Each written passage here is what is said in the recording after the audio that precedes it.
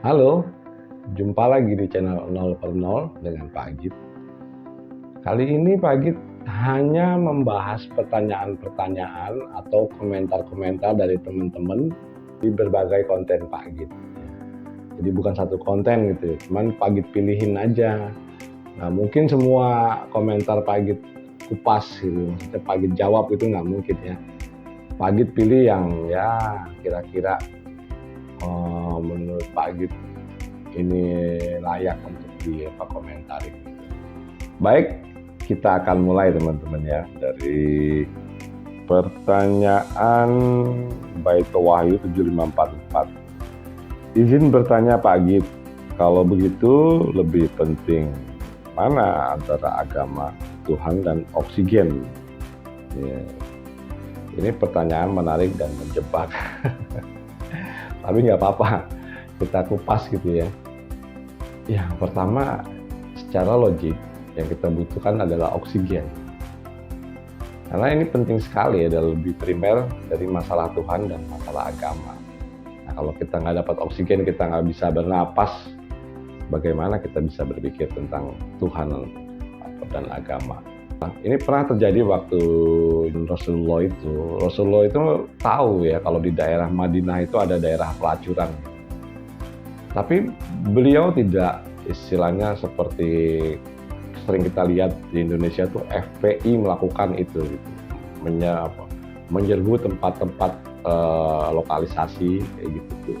Beliau tidak lakukan karena apa? Karena beliau tahu yang mereka lakukan itu hanyalah sekedar untuk makan. Jadi jangan kita bicara agama atau Tuhan pada orang yang kelaparan. Ini sudah dibuktikan sendiri di zaman Rasulullah ya, padahal Rasul sendiri yang mengalami hal itu. Baik, kita lanjut lagi ini di komentarnya Baito Wahyu 7544 yang masih di situ ya. Izin bertanya Pak Agit, menurut Bapak apa bedanya agama dan Tuhan? Jika orang sudah menjalani ajaran-ajaran agamanya, apakah otomatis dia sudah bertuhan? Sebaliknya, apabila orang meyakini adanya Tuhan, apakah juga otomatis dia beragama?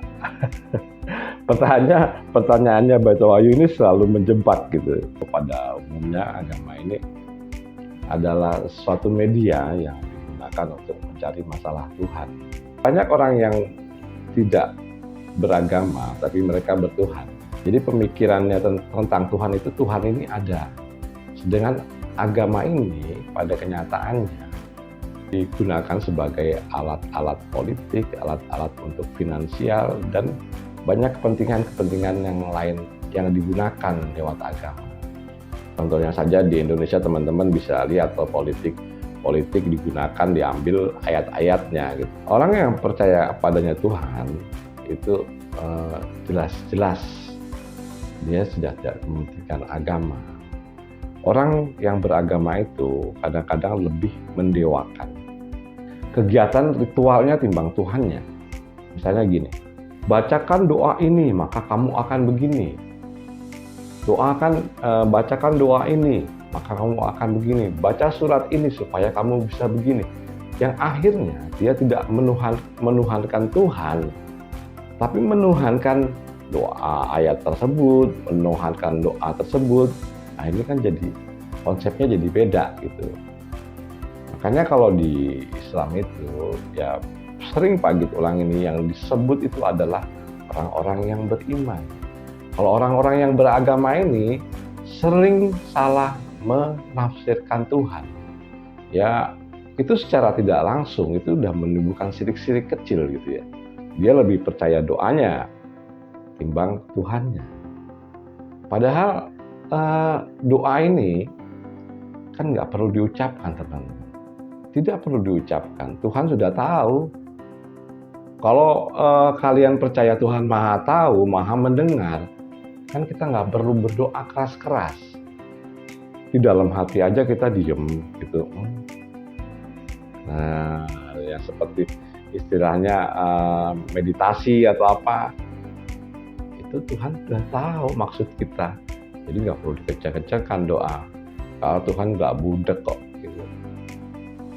Kemudian, apa kalau sudah kita bertuhan, apa juga otomatis sudah beragama? Ya tidak, kalau dari pernyataan tadi kan sudah dijelaskan. Jadinya kita bertuhan, mempercayai Tuhan. Kita tidak percaya agama, karena agama ini memang mau tidak mau ini adalah buatan manusia, bukan buatan Tuhan. Tuhan tidak pernah menciptakan satu agama pun. Karena pada prinsipnya Tuhan itu juga tidak perlu disembah. Yang perlu menyembah itu manusia, supaya dengan kegiatan-kegiatan ritual menyembah ini akan membentuk moral-moral yang indah. Kita lanjut lagi ini dengan satu pernyataan ya. Ini satu pernyataan dalam konteks perkembangan Islam di Nusantara dari Aldrius 00. Islam jauh ada sebelum Wali Songo, dari Aceh hingga Papua. Islam kalau itu murni walaupun banyak kesirikan, namun datangnya dari Wali Songo malah mencampur Islam dan kesirikan. Wali Songo tidak benar ada, cuman beberapa orang yang benar ada dijadikan anggota dongeng Wali Songo. Ya, seperti pernyataan lucu ya, Pak Agi sudah menjelaskan kalau Islam itu sudah terbukti ada sejak 674 Masehi, artinya 800 tahun sebelum adanya Wali Songo itu Islam sudah ada, itu dengan data-data yang diakui dunia. Ini malah dia menceritakan balik, Pak Agi nggak tahu nih logikanya gimana ini, gitu kan.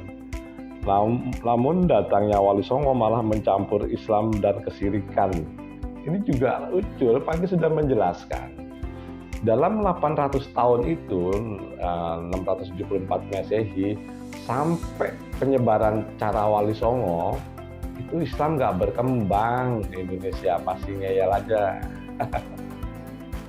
Jadi orang ini beranggapan ya mengkultuskan Islam, tapi kalau nggak disebarkan Wali Songo itu nggak begitu. Itu data-data dari pengakuan dunia, data sejarah dunia, yang artinya pada 674 Masehi itu ada 4 catatan. Ya teman-teman silakan nonton di video Pak Agit yang di perkembangan Islam, itu ada 4 episode itu, jadi ya silakan nonton.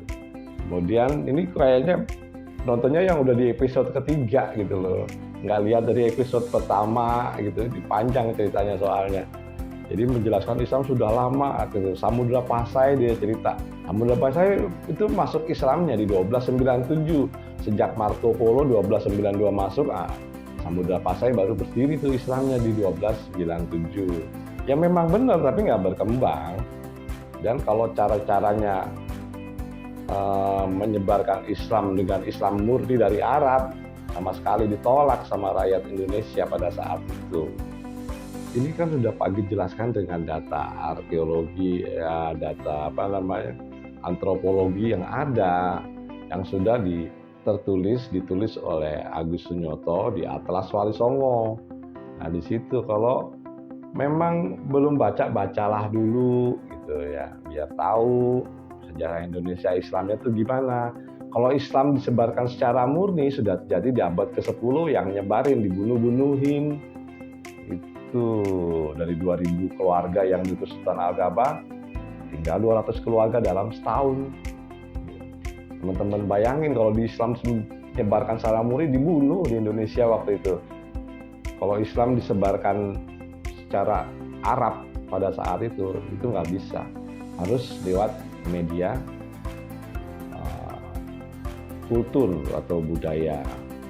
Dan itu sudah tercatat dari 1470 hingga 1511 kedatangannya Tommy Pires dan 1522 kedatangannya Antonio Pigafetta, itu tercatat tertulis jelas dalam 40-50 tahun perkembangan Islam yang disebarkan oleh Wali Songo itu menyebar sangat pesat hingga Pulau Jawa itu 90% beragama Islam.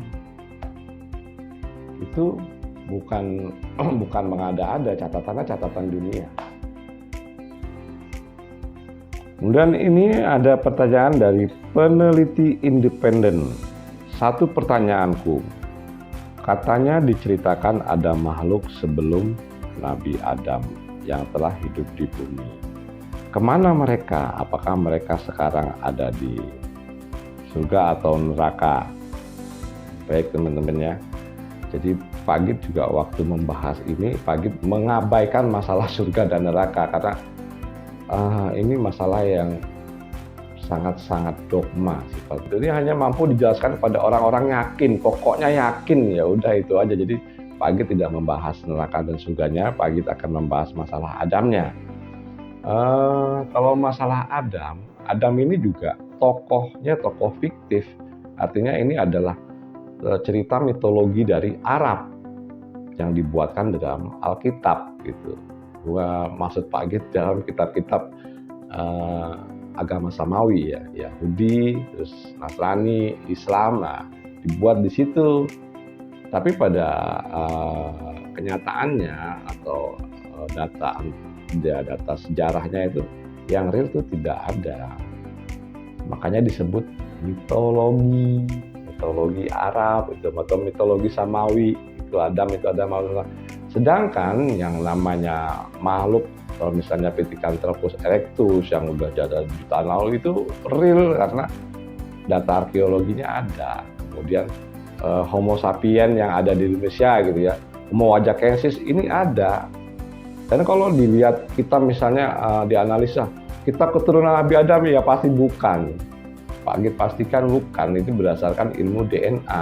Ilmu DNA ini adalah salah satu ilmu yang bersifat algoritma ya. Algoritma itu sebetulnya kalau kita berpikir sehat, ini adalah ayat-ayat Tuhan yang harus kita temukan secara berpikir.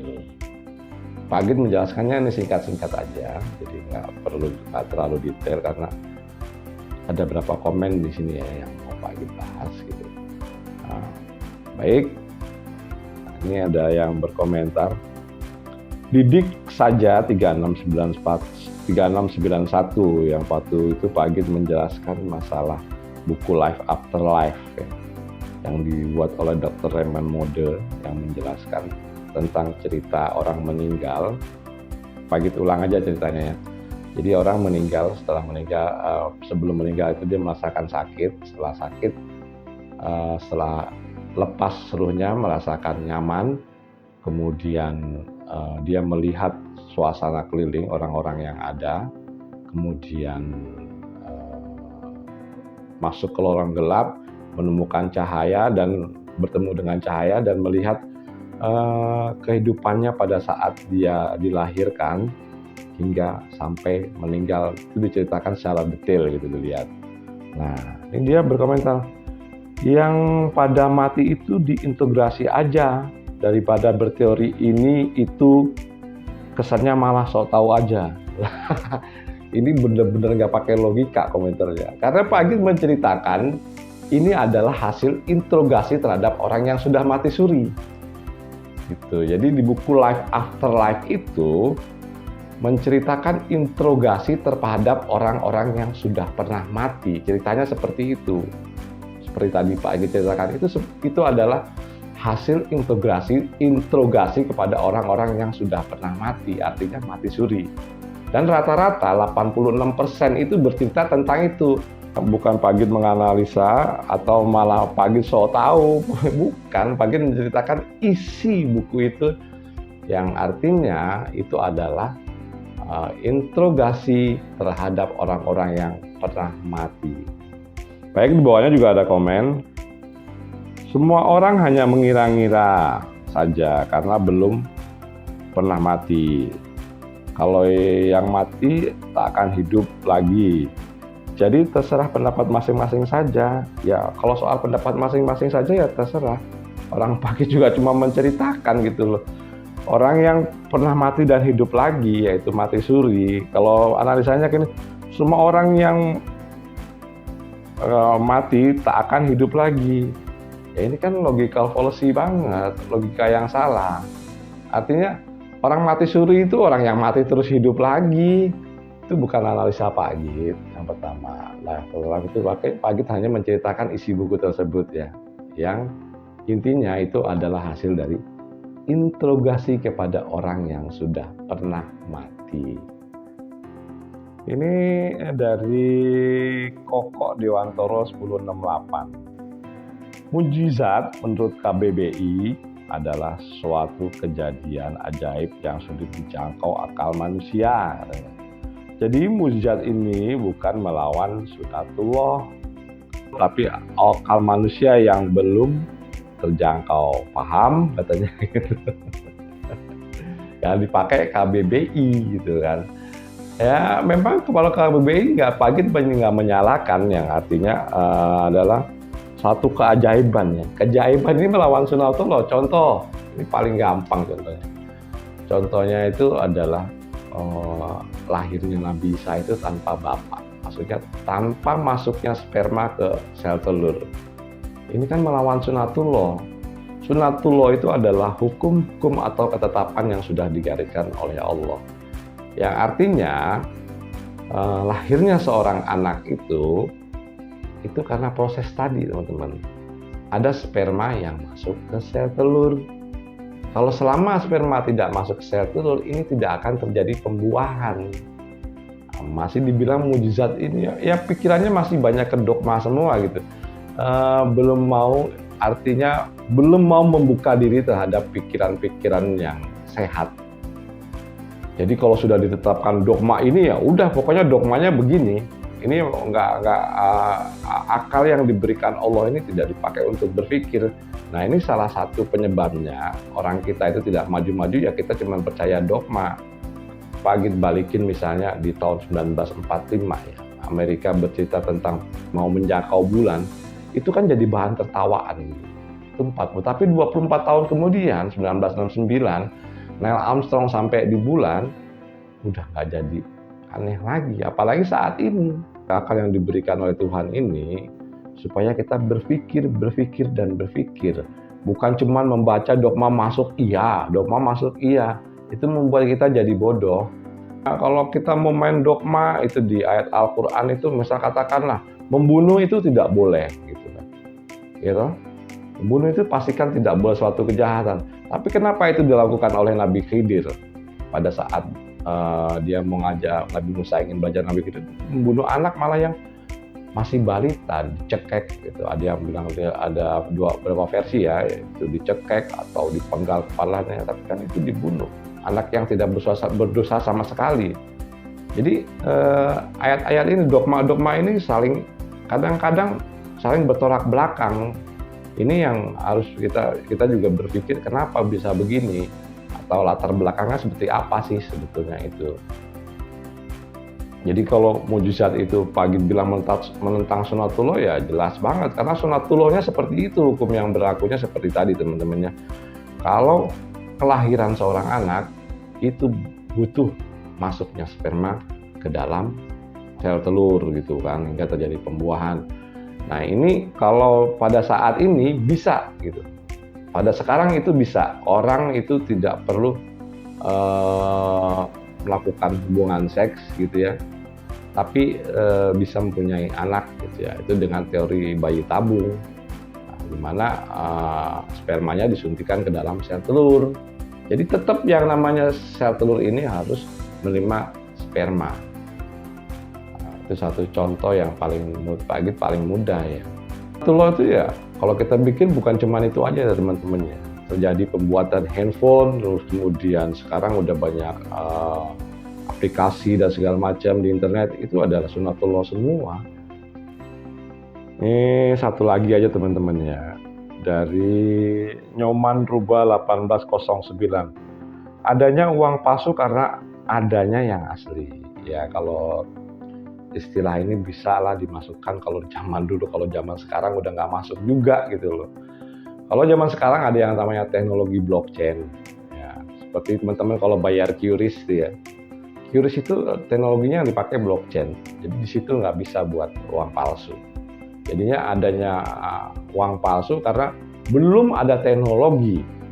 Gitu. Setelah teknologi ada, sistem blockchain itu tidak bisa uang dipalsukan. Karena yang dipakai adalah blockchain. Kalau teman-teman bayar pakai QRIS, nah, itu data uangnya itu ada di CBDC atau di Central Bank Digital Currency. Jadi di situ nggak bisa uang palsu dicetak, nggak bisa. Karena ini ada bentengnya, ada kuat banget gitu lah, seperti Bitcoin. Jadi pembayaran turis itu mengadopsi dari sistemnya Bitcoin. Di uang tidak bisa dipalsukan. Jadi Pak Agit menyangga ini adanya uang palsu karena ada uang asli. Adanya uang palsu karena belum ada teknologi yang bisa melakukan hal itu. Setelah teknologi itu ada, nggak ada uang palsu.